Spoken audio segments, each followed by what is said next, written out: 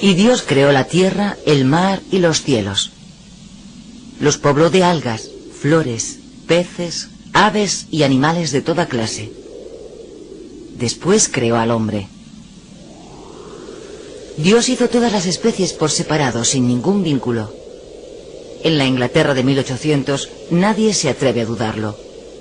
Nadie, o mejor dicho, casi nadie. Darwin y la teoría de la evolución.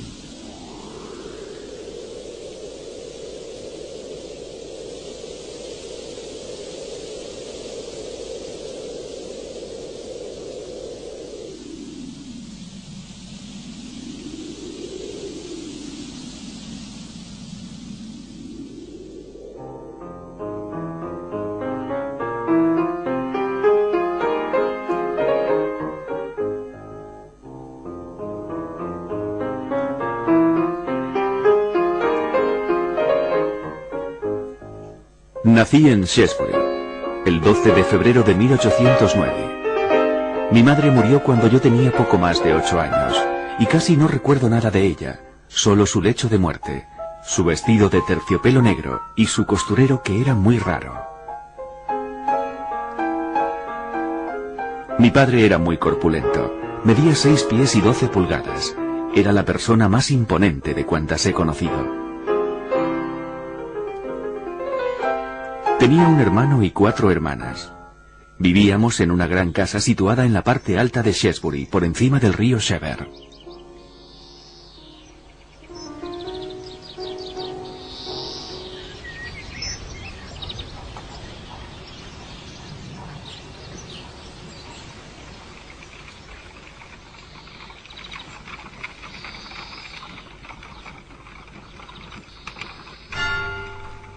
A los 9 años y medio, Charles entra en la gran escuela del Dr. Butler. Allí permanecerá 7 años.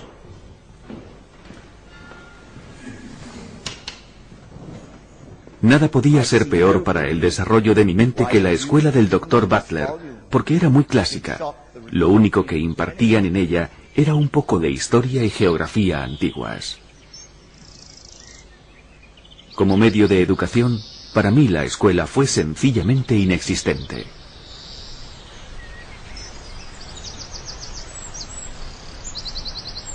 Mi gusto por la historia natural, especialmente por las colecciones, ya era muy evidente. En cierta ocasión mi padre me dijo: «Lo único que te interesa es la caza, los perros y atrapar ratas. Serás la vergüenza de la familia, incluso tú te avergonzarás de ti mismo». Pero mi padre, que era el hombre más amable que jamás haya conocido, debía estar enfadado cuando lo dijo, y no fue justo.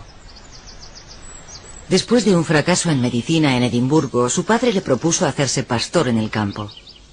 Le gustó la idea de poder proseguir con sus investigaciones naturalistas.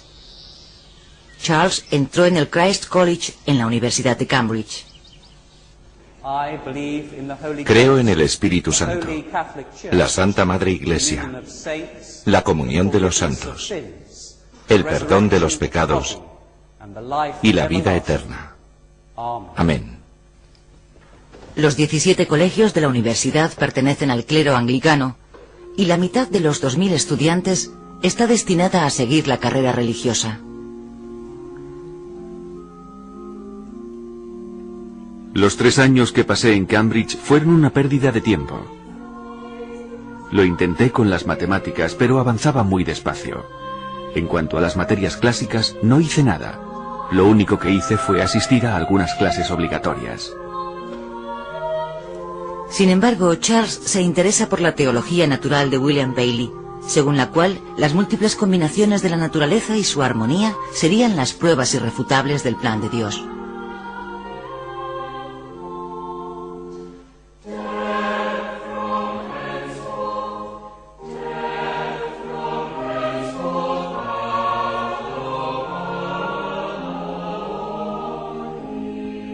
Mi gran pasión y mi mayor hobby era coleccionar coleópteros. Figura 1. ¿No es un Cycrus? Lo deduje siguiendo a Jean-Baptiste Lamarck.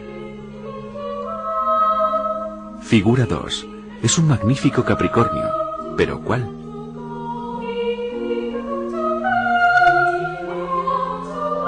Un hombre influirá mucho sobre Charles, el profesor Hinslow.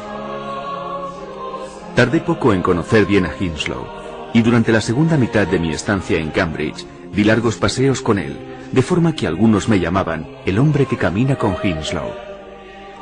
Yo asistía a sus conferencias de botánica y me gustaban mucho por su extrema claridad y por sus admirables ilustraciones.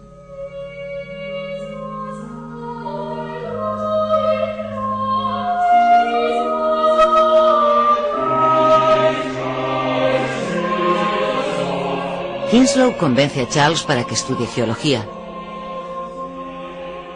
Por aquella época, la nueva geología uniformitarista estaba representada en Inglaterra por Charles Lyell.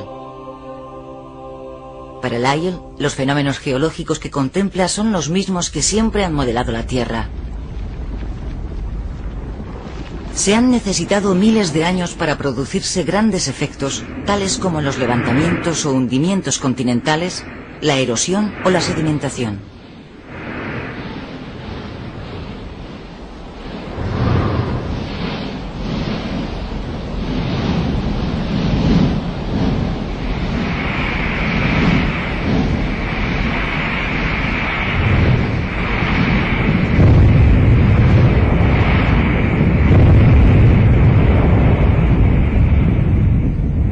Lyell se enfrenta a los teólogos, para quienes la Tierra solo existe desde hace 4000 años, una visión coherente con la interpretación literal de la Biblia. Porque el libro del Génesis dice que Dios creó al hombre en 6 días, que cada especie fue creada por separado y que el hombre se encuentra al final de la creación.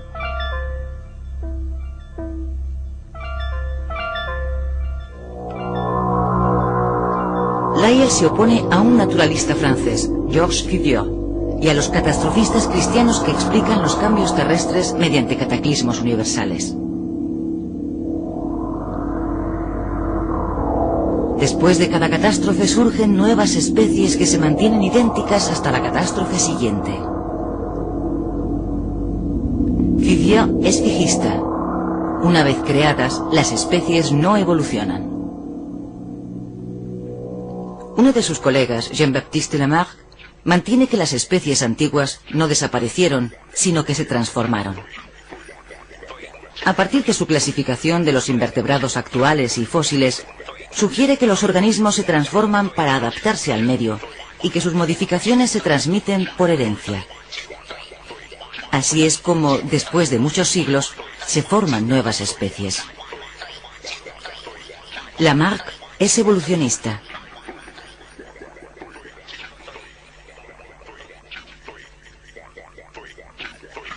A Charles todavía no le interesan estos debates. Prosigue su formación con el geólogo Adam Sidgwick, que lo acepta como compañero en un viaje de estudios al país de Gales.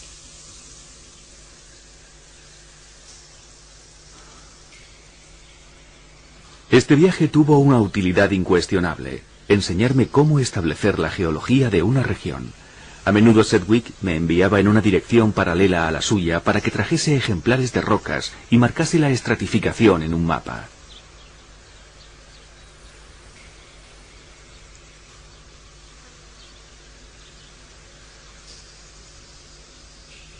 Volví a Shrewsbury, ya que por aquel entonces, ni por la geología ni por cualquier otra ciencia, habría renunciado a los primeros días de caza.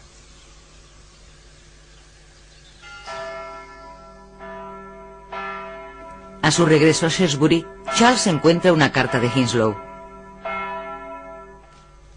Mi querido Darwin, George Peacock me ha pedido que le recomendase un naturalista para acompañar al capitán Fitzroy, a quien el gobierno ha contratado para estudiar el extremo sur de América. Yo le he dicho que le considero a usted la persona más cualificada que conozco para asumir convenientemente esta situación. No quiero decir con esto que usted sea un naturalista consumado, pero está ampliamente cualificado para reunir, observar y anotar todo lo que merezca formar parte de la historia natural. Después de convencer a su padre y de reunirse con el capitán Fitzroy, Darwin se encarga de reunir el material de naturalista y los libros necesarios.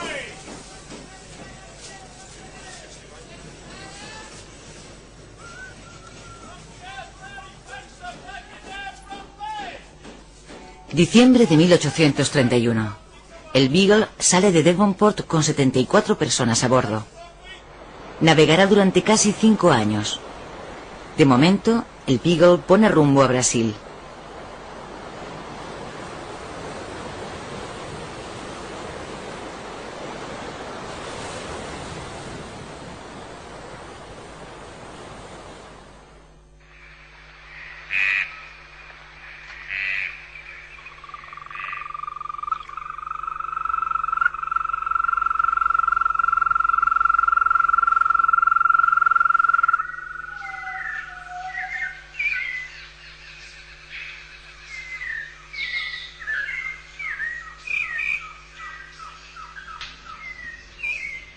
Maravillado por la selva brasileña, Darwin multiplica las excursiones a pie o a caballo y descubre también las realidades de la esclavitud.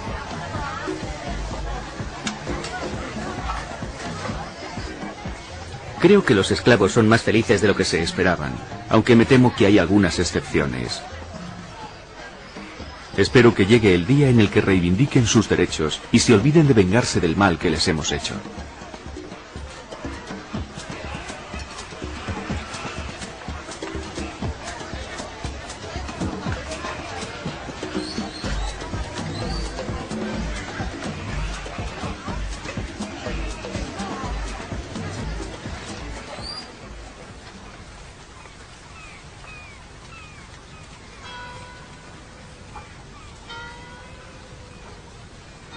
Julio de 1832.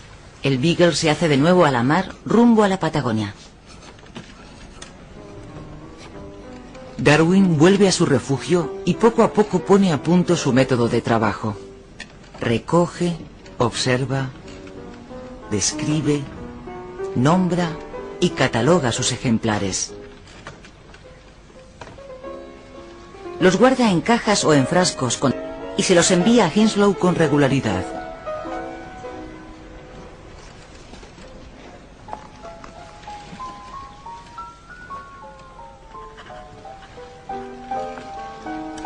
Ignoro completamente si los hechos que anoto son correctos y si son lo suficientemente importantes como para interesar a los demás, y eso me produce una gran perplejidad. En el único campo en el que no puedo equivocarme es en la recogida de muestras.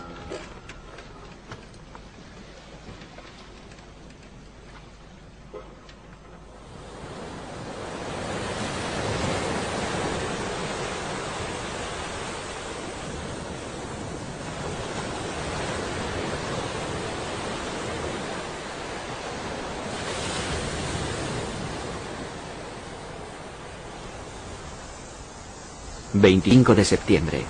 ¿Por qué estos solitarios parajes se adueñan con tanta intensidad de la memoria? Sin duda se debe en parte a que desatan la imaginación sin limitarla.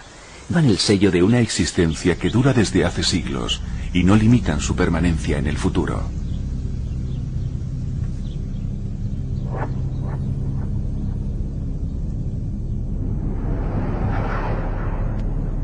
En Punta Alta, Darwin descubre numerosos esqueletos fósiles.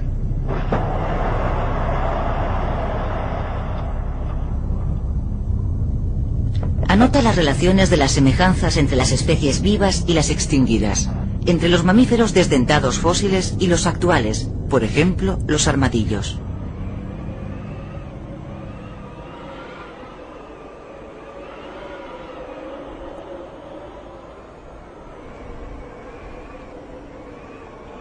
En la Tierra de Fuego, un grupo de fueguinos contempla la llegada del Beagle.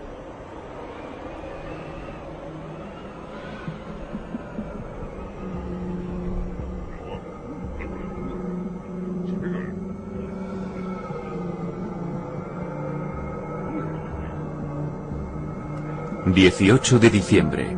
Nunca había imaginado que la diferencia entre el hombre salvaje y el hombre civilizado fuera tan grande. Quizás nuestros antepasados fueran así. ¿De dónde vienen? ¿Han permanecido en el mismo estado desde aquel mundo?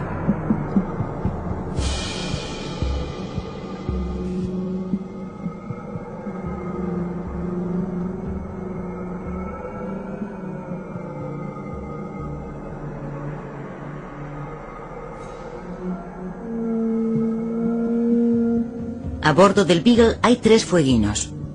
El capitán Fitzroy los llevó a Inglaterra, en donde fueron educados y presentados ante la reina. El Beagle los deja en Tierra de Fuego para que transmitan a los suyos las ventajas de la civilización.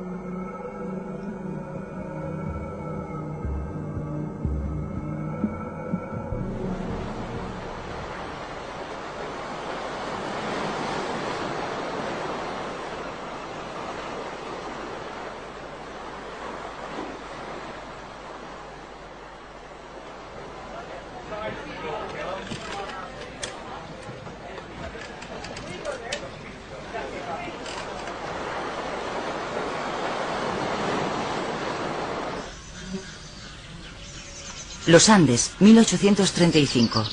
Darwin camina hacia Concepción.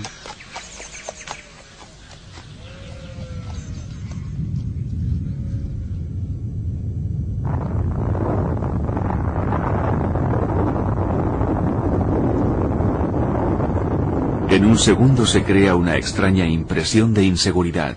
La tierra, símbolo de solidez, se agita bajo nuestros pies.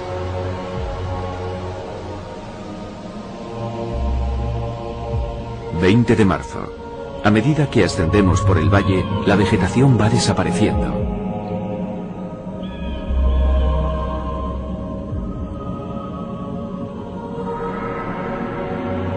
No puedo imaginar ninguna otra parte del mundo que muestre de una forma tan extraordinaria las fracturas de la corteza terrestre.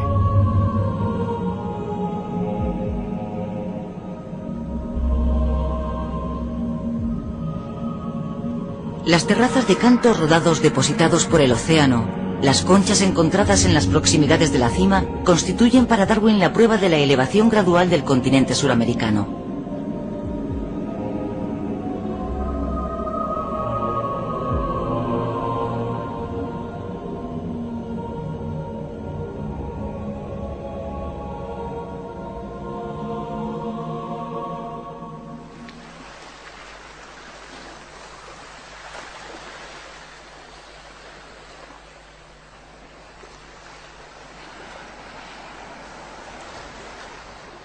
Al final del verano, el Beagle llega al archipiélago de las Galápagos.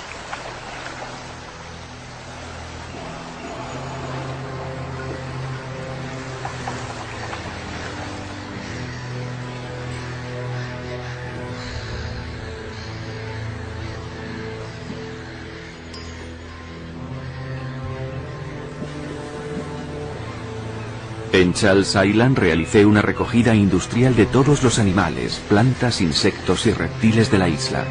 Cuando más tarde los compare, será muy interesante descubrir con qué zona o centro de la creación debemos relacionar a los seres organizados de este archipiélago.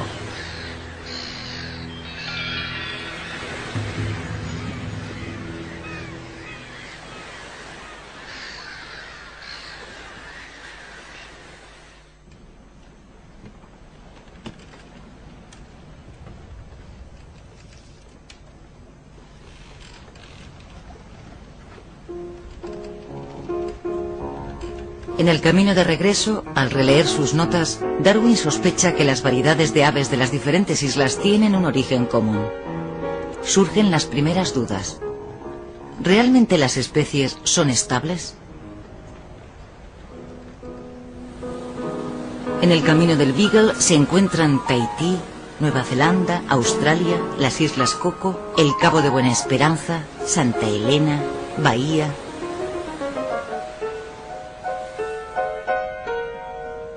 El viaje del Beagle ha sido con diferencia el acontecimiento más importante de mi vida, que determinó toda mi carrera. Siempre he tenido el sentimiento de que este viaje constituyó la primera formación, la primera educación real de mi mente.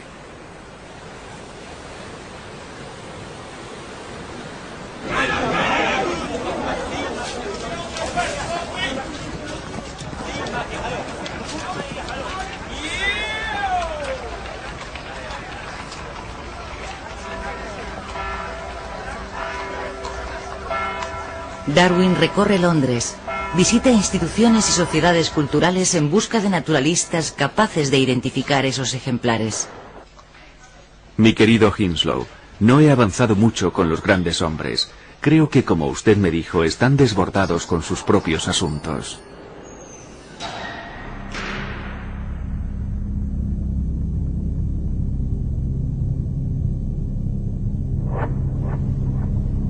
Darwin tiene 27 años, pero Charles Lyell le recibe como a un igual. Le presenta a Richard Owen, que confirma el parecido entre los mamíferos fósiles descubiertos por Darwin y las especies actuales.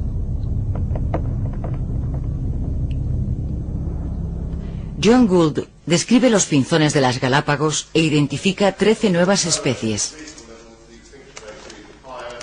Darwin comprende entonces que provienen de una sola especie original procedente del continente.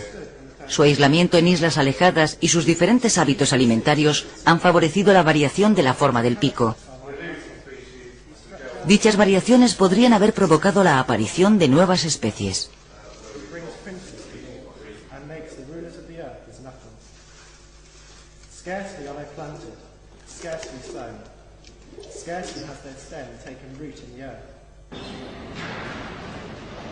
Me pareció que si reunía todo lo relacionado con la variación de los animales y de las plantas en estado doméstico y natural, quizás pudiésemos arrojar alguna luz sobre el tema en su conjunto.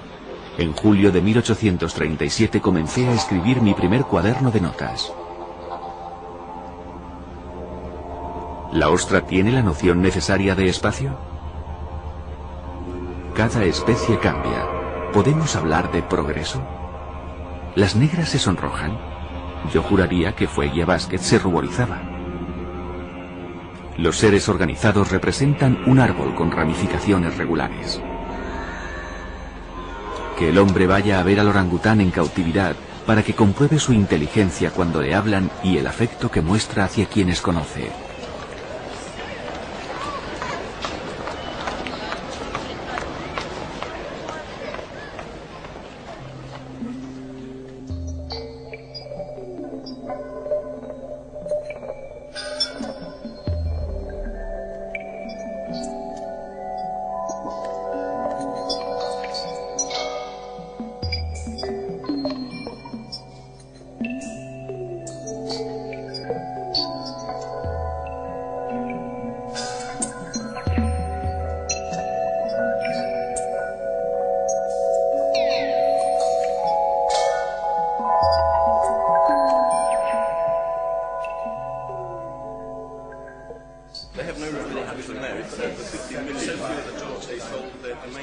Darwin cena regularmente en el Ateneo, en donde se codea con la élite intelectual. Se pasa horas en los sofás del club leyendo obras de la biblioteca. Entre otras, el ensayo sobre el principio de población de Thomas Robert Malthus. Malthus explica que los hombres se multiplican mucho más rápido de lo que aumenta la producción alimentaria. Como se producen más individuos de los que pueden sobrevivir, la lucha es necesaria y solo los más aptos sobreviven.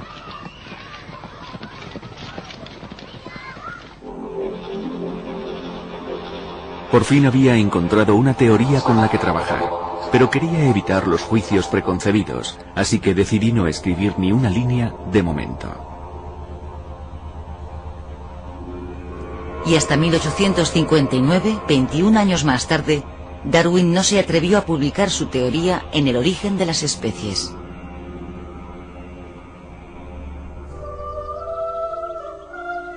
¿Casarse o no casarse? Esa es la cuestión. Casarse, hijos, si Dios quiere. Un objeto a quien querer y con quien divertirse. En cualquier caso es mejor que un perro. Pensar solo en una dulce y bonita mujer en un sofá con un buen fuego y libros, y quizás música.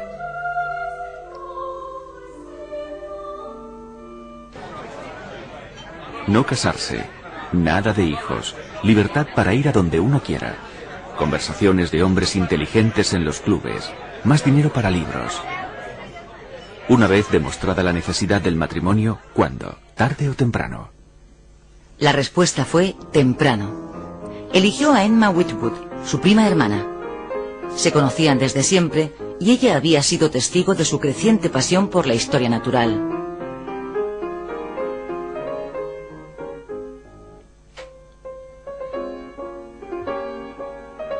Emma y Charles se casaron en la capilla de Meer. Esa misma noche, Darwin escribió en su libro de notas las reflexiones hechas por su suegro, el tío Josh, sobre los nabos.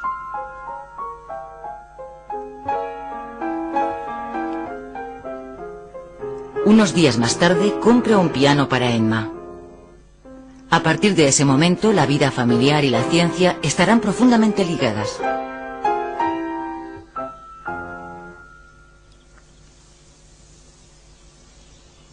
En el otoño de 1842, Charles y Emma se instalan en Kent con sus 2 hijos.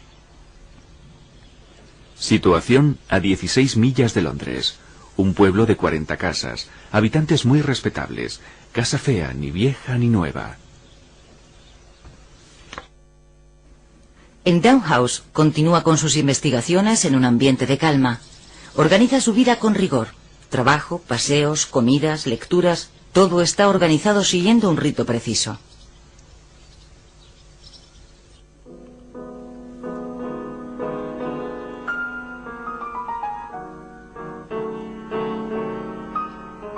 Lleva un tren de vida confortable.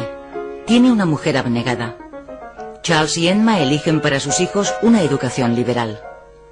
Les permiten correr por todo el jardín y por toda la casa. El único lugar prohibido es el despacho del padre.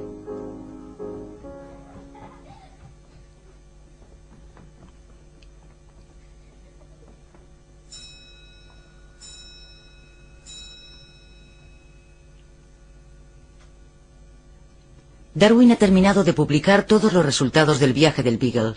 Solo le queda por describir un cirrípedo que había encontrado en Chile.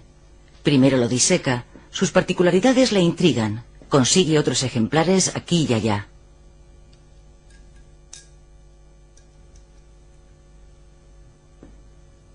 Me he convertido en un hombre con una sola idea, cirrípedos a todas horas.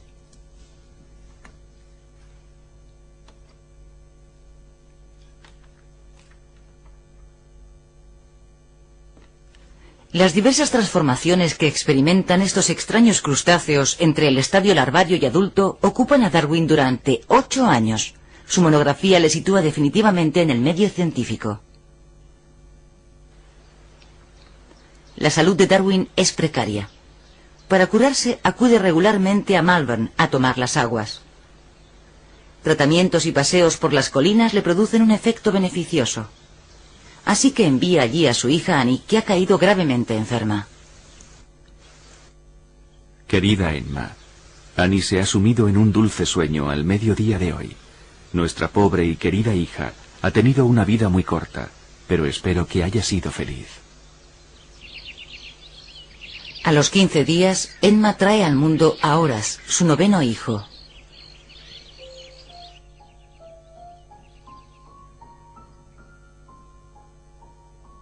A partir de septiembre de 1854, me pasé todo el tiempo observando y realizando experimentos relativos a la transmutación de las especies.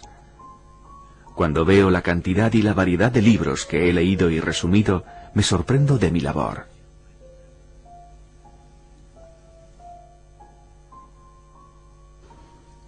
A través de su correspondencia sigue preguntando a lectores de revistas, a criadores y a amigos.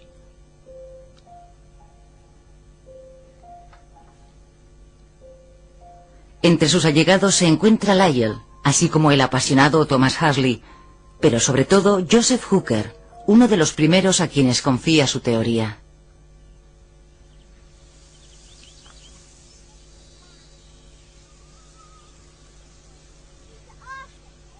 El jardín de Downhouse sirve de campo de observación y experimentación. Darwin se hace criador de palomas para estudiar más de cerca el mecanismo de la selección artificial. En el huerto estudia los cruces y los híbridos. Me da miedo que mi causa me supere. Soy como Creso, sumergido en la riqueza de los hechos que poseo.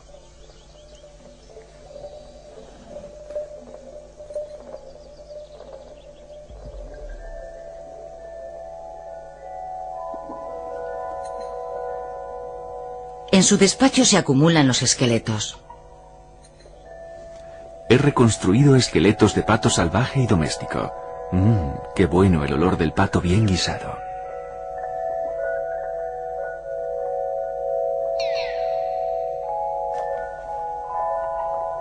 Un joven naturalista, Alfred Wallace, publica un artículo sobre la formación de nuevas especies. Lyell y Hooker temen que Darwin se vea desposeído y le empujan a publicar su teoría.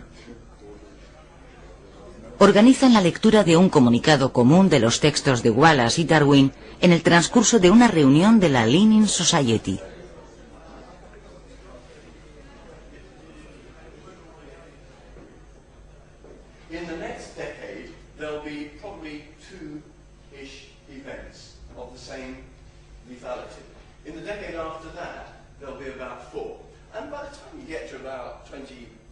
Darwin tiene 50 años, cuando en noviembre de 1859 aparece El origen de las especies.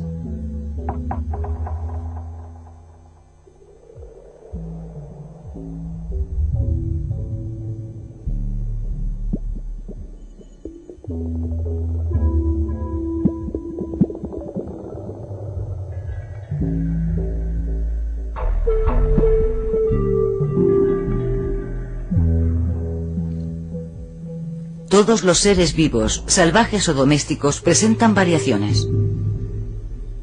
Mediante la selección artificial, los hombres eligen las variaciones que le interesan. De este modo, en la cría de palomas domésticas, el hombre ha creado, a partir de la forma salvaje, las Bisset, una raza que presenta una extraordinaria variedad. Se trata de razas, no de especies. Los híbridos son fecundos.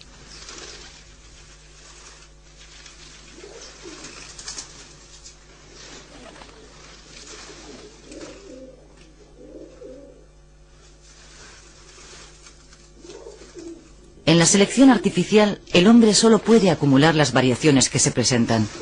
Elige teniendo en cuenta su beneficio.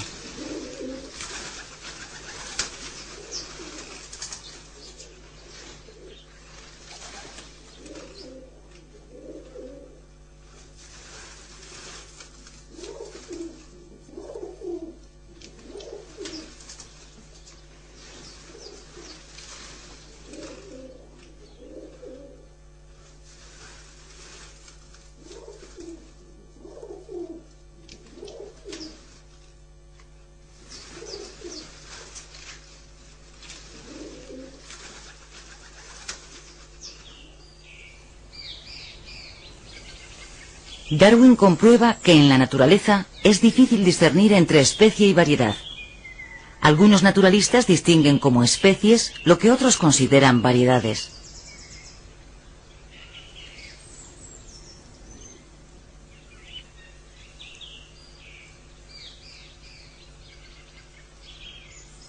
A medida que van apareciendo estados intermedios, se van desvaneciendo los límites de la especie. Para Darwin, las variedades, en un primer momento ligeras y después más pronunciadas, son especies nacientes.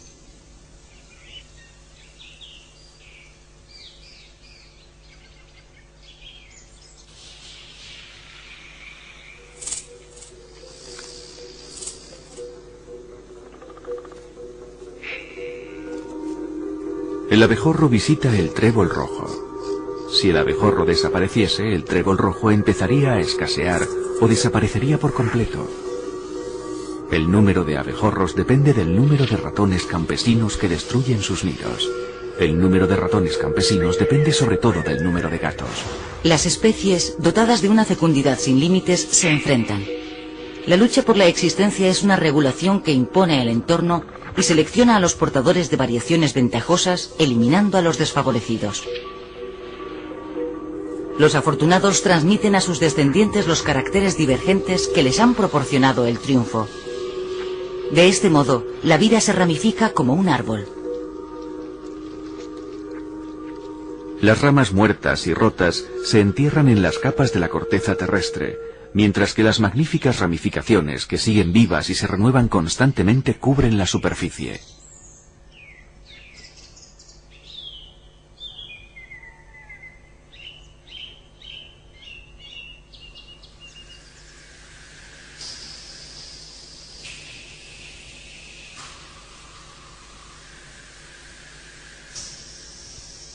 La selección natural solo puede actuar a paso lento. Lleva al perfeccionamiento de cada criatura. Se adueña de cada mejora con una seguridad infalible.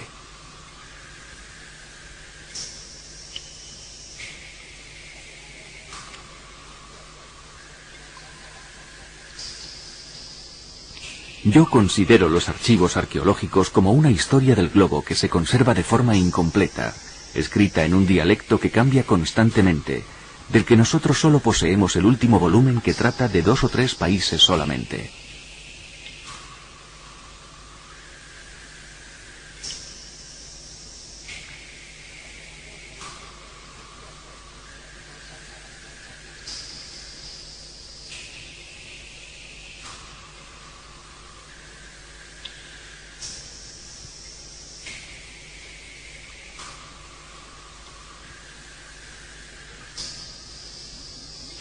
En un futuro lejano veo que se abrirán caminos hacia investigaciones más importantes sobre la adquisición necesariamente gradual de todas las facultades y de todas las aptitudes mentales, un hecho que arrojará luz sobre el origen del hombre y sobre su historia.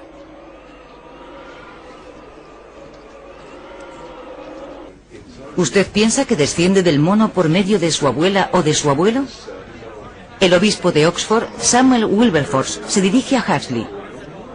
Ataca duramente la teoría de Darwin durante la sesión anual de la British Association. El ambiente se caldea, una lady se desmaya. Huxley y Hooker defienden apasionadamente a Darwin ante los aplausos de una parte del público. La batalla de Oxford entre la ciencia y la religión será histórica. Pero Darwin no está presente. Una vez más está enfermo. Mi querido Hooker, admiro su valor. Yo habría preferido morir antes que responder al obispo ante esa asamblea.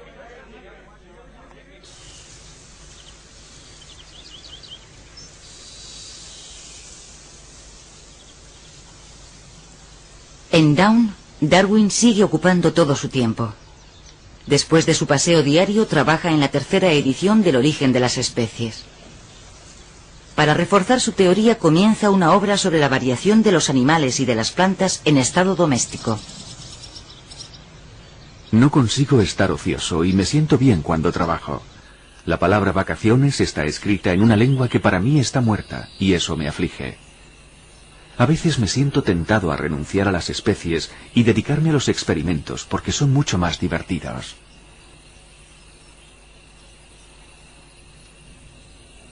Fascinado por el papel de los insectos en la fecundación de las orquídeas, Darwin concluye que la naturaleza tolera la autofecundación, pero favorece los cruces. Las diferentes combinaciones que ofrecen las orquídeas sobrepasan el ingenio de cualquier animal. Moviliza a sus hijos para que le ayuden en sus investigaciones, pero sobre todo recurre a Hooker, que ahora es director de los jardines botánicos en Kew. Entre Down y Kew se establece un abundante intercambio de cartas, ejemplares, semillas e información.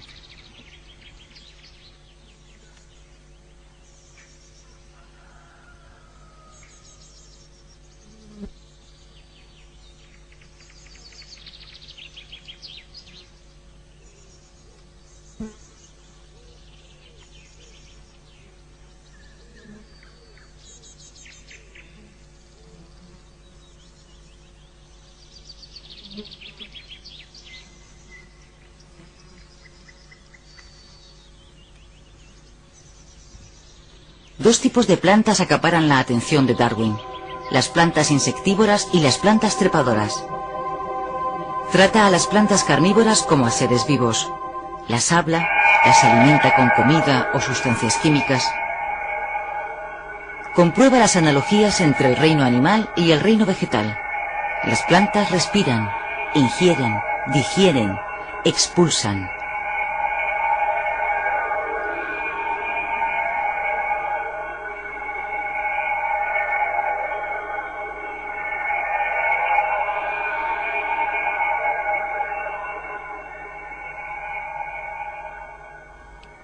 Pero Darwin se derrumba extenuado por el trabajo, sus dolencias y las enfermedades de sus hijos. Después de otra estancia en Malvern, regresa a Down y se siente incapaz de salir de su habitación. Durante 6 meses, Emma le cuida, le lee y escribe su correo. Mi querido Hooker, me encantaría vivir para avanzar en mi trabajo un poco más. A menudo siento que es necesario, pero luego, de nuevo, siento que estoy al límite.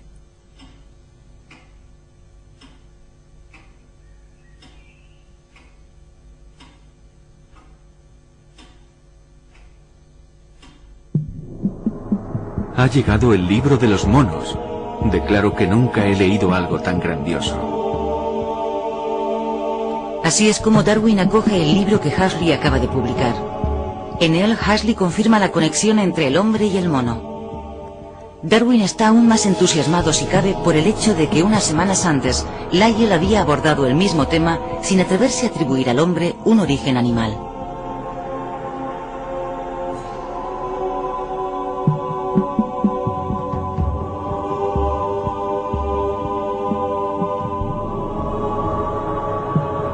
Darwin también se decide a publicar. Cuando en 1871 aparece La filiación del hombre, Darwin tiene 62 años. En él evidencia la conexión genealógica entre el hombre y la serie animal. En primer lugar, examina las similitudes de la estructura corporal. ¿Hay algo más admirable que el hecho de la mano para coger, el pie o la pezuña para andar, el ala del murciélago para volar o la aleta de la marsopla para nadar se batan en el mismo plano? ¿Y que la posición de los huesos y su número sean tan semejantes que todos puedan clasificarse o designarse bajo los mismos nombres? En este hecho vemos un profundo nexo de unión entre los seres orgánicos de las mismas grandes clases, un nexo cuya ilustración constituye el objeto y el fundamento del sistema natural.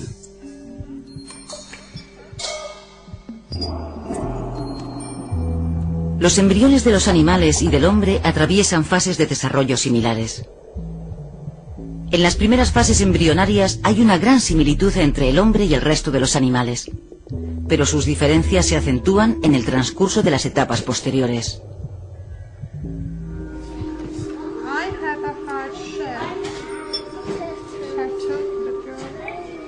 Darwin estudia a continuación las analogías entre las facultades mentales de los hombres y de los mamíferos.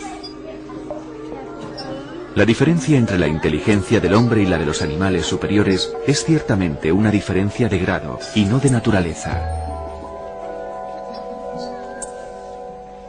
Comparten emociones y capacidades comunes como la curiosidad, la atención, la memoria y la imaginación.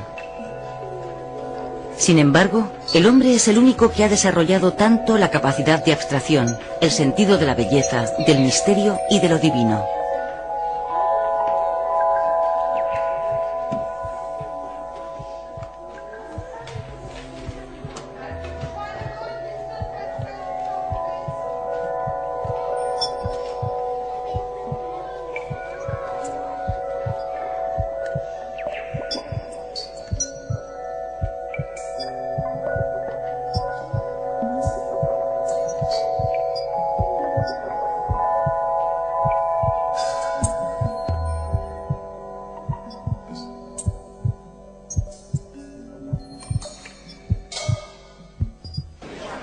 El animal posee instintos sociales y, al igual que el hombre, siente placer con la compañía de sus semejantes. La selección de los instintos sociales, y en especial del instinto de la simpatía, conduce al hombre a desarrollar sentimientos morales y altruistas. Combinados con la racionalidad de dichos sentimientos, favorecen los comportamientos antiselectivos como la ayuda a los más débiles y a los desheredados. De este modo, la civilización permite invertir la acción de la selección natural. Nosotros no sabríamos refrenar nuestra simpatía, ni siquiera bajo la presión de una razón implacable, sin perjudicar a la parte más noble de nuestra naturaleza.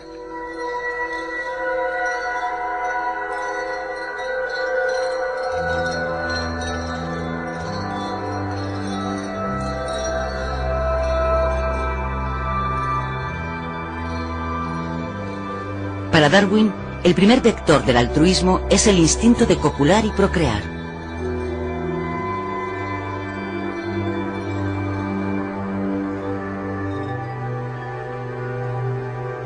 La selección sexual proporciona a algunos individuos machos una ventaja sobre otros en la competición por las hembras. Cuanto más hermoso es el aspecto en celo del ave del paraíso, más posibilidades tiene de seducir a las hembras y por lo tanto de reproducirse, pero también son mayores las posibilidades de ser víctima de un predador. La selección sexual está ampliamente dominada por la selección natural, que tiende hacia la prosperidad general de la especie.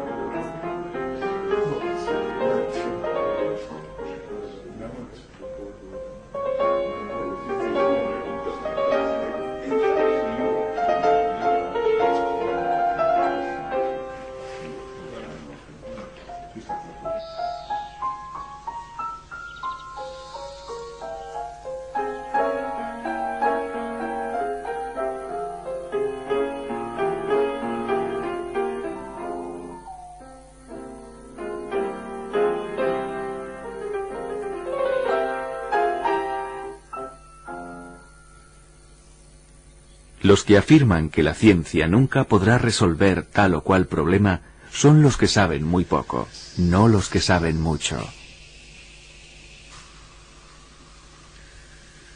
Los investigadores contemporáneos se apoyan en la sistemática molecular, la genética de las poblaciones y los nuevos descubrimientos paleontológicos para completar la teoría de Darwin.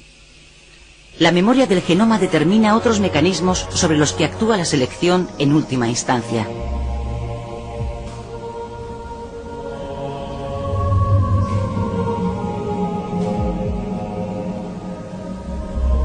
La biología permite comprender que la base física de los fenómenos hereditarios está constituida por genes.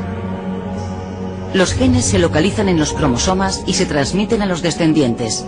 A veces pueden variar por mutación.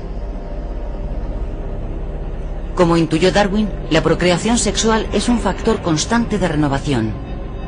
Gracias a la recombinación de los genes, la procreación sexual abre un amplio campo para las variaciones.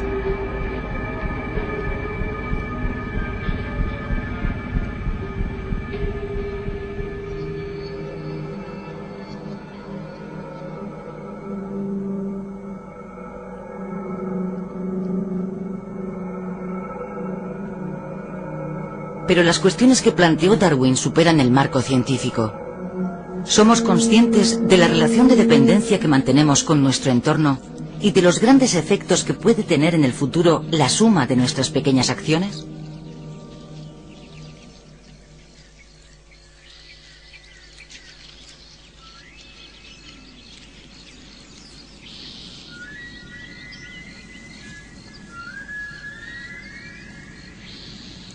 Para Darwin, la ciencia es un camino de conocimiento, no de lucha.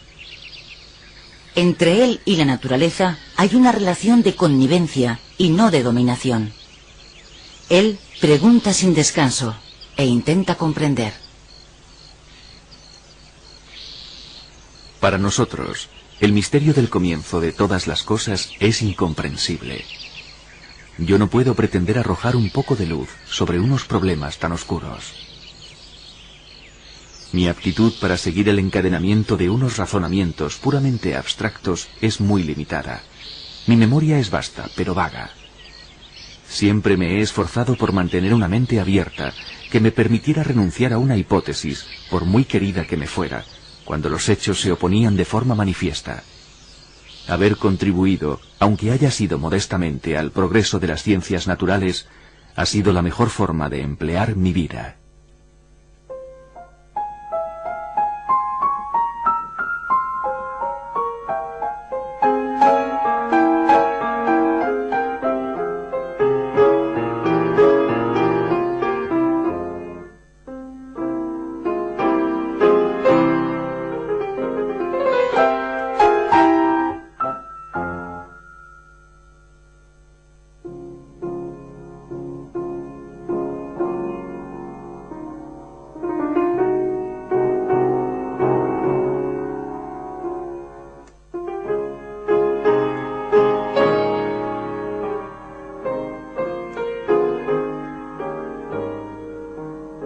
tú te avergonzarás de ti mismo. Pero mi padre, que era el hombre más amable que jamás haya conocido, debía estar enfadado cuando lo dijo, y no fue justo. Después de un fracaso en medicina en Edimburgo, su padre le propuso hacerse pastor en el campo. Le gustó la idea de poder proseguir con sus investigaciones naturalistas. Charles entró en el Christ College en la Universidad de Cambridge. Creo en el Espíritu Santo, la Santa Madre Iglesia, la comunión de los santos, el perdón de los pecados y la vida eterna. Amén. Los 17 colegios de la universidad pertenecen al clero anglicano y la mitad de los 2000 estudiantes está destinada a seguir la carrera religiosa.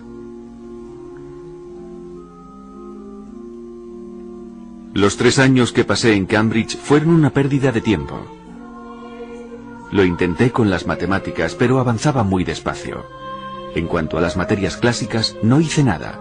Lo único que hice fue asistir a algunas clases obligatorias. Sin embargo, Charles se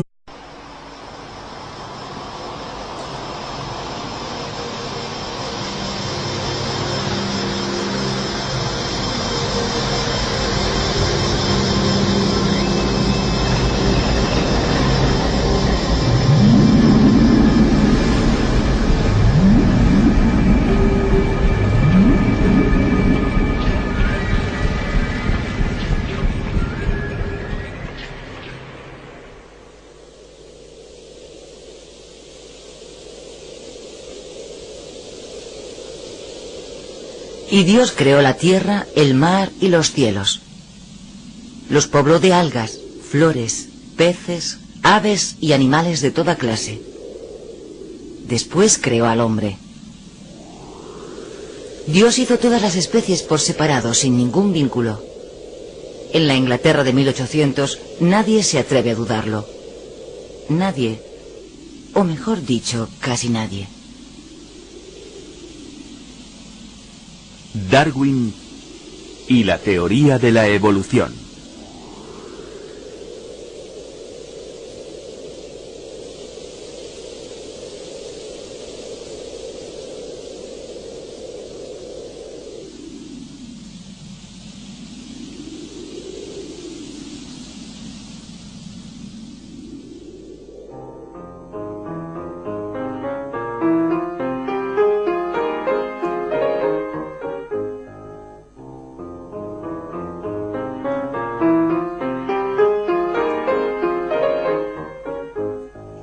Nací en Shrewsbury, el 12 de febrero de 1809. Mi madre murió cuando yo tenía poco más de 8 años, y casi no recuerdo nada de ella, solo su lecho de muerte, su vestido de terciopelo negro y su costurero, que era muy raro.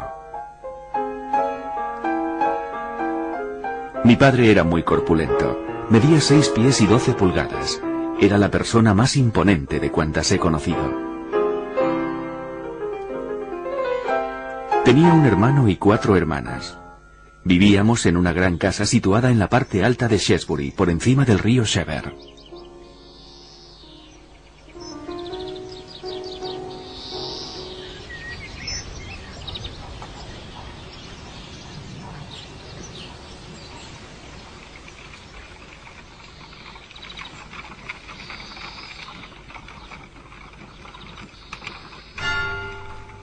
A los 9 años y medio, Charles entra en la gran escuela del Dr. Butler.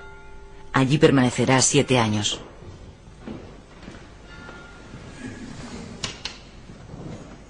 Nada podía ser peor para el desarrollo de mi mente que la escuela del Dr. Butler, porque era muy clásica. Lo único que impartían en ella era un poco de historia y geografía antiguas. Como medio de educación, para mí la escuela fue sencillamente inexistente.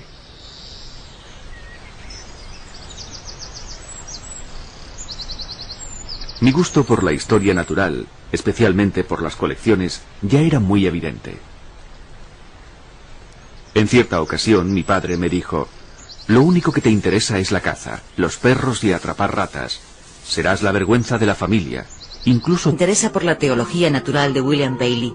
según la cual las múltiples combinaciones de la naturaleza y su armonía serían las pruebas irrefutables del plan de Dios.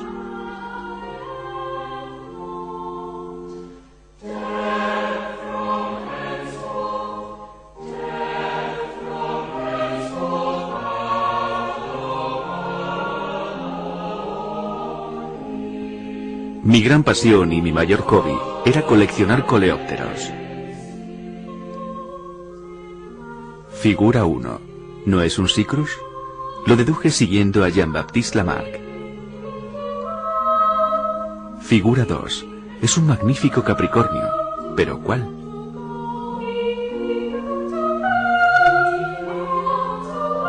Un hombre influirá mucho sobre Charles, el profesor Hinslow. Tardé poco en conocer bien a Hinslow, y durante la segunda mitad de mi estancia en Cambridge, di largos paseos con él, de forma que algunos me llamaban el hombre que camina con Hinslow. Yo asistía a sus conferencias de botánica y me gustaban mucho por su extrema claridad y por sus